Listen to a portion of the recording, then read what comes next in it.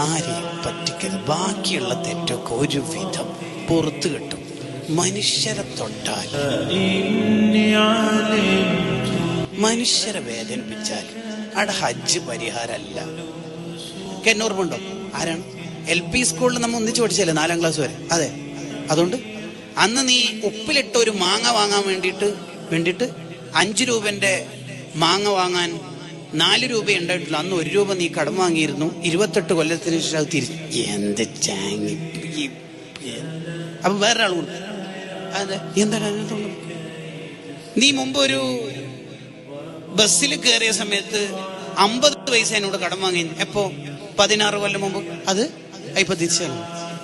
എങ്ങനെ ഉണ്ടാവും നമ്മുടെ ഒരു മാനസികാവസ്ഥ? ഇതേപോലെ നമ്മൾ അള്ളാഹുവിൻ്റെ അടുത്ത് എത്തിയിട്ട് സ്വർഗം കിട്ടുന്ന അല്ലെങ്കിൽ നരകത്തിൽ നിന്ന് രക്ഷപ്പെടുത്തുന്ന ഒരു വർത്തമാനത്തിന് മുതിരുമ്പോഴാണ് പലരും വന്നിട്ട് ഇയാളെന്നെ ഗൈബത്ത് പറഞ്ഞത്. ആര്? ഭാര്യൻ്റെ ഉമ്മ, ഭർത്താവിൻ്റെ ഉമ്മ, പെങ്ങന്മാര്, നാട്ടുകാർ പലരും പറയുന്നു ഇയാൾ എന്നോട് കടം വാങ്ങിന് ഗൈബത്ത് പറഞ്ഞു, നമീമത്ത് പറഞ്ഞു. ഇങ്ങനെ പറഞ്ഞു. എന്തൊരു നാണക്കെട പരിപാടി, എന്തൊരു നാണക്കെടായിരിക്കും. ഇബ്നു സിക്കന്ദരി തങ്ങൾ പറഞ്ഞത് ആരെയും പറ്റിക്കരുത്. ബാക്കിയുള്ള തെറ്റൊക്കെ ഒരു വിധം പുറത്തു കിട്ടും. മനുഷ്യരെ തൊട്ടാൽ, മനുഷ്യരെ വേദനിപ്പിച്ചാൽ അവിടെ ഹജ്ജ് പരിഹാരമല്ല.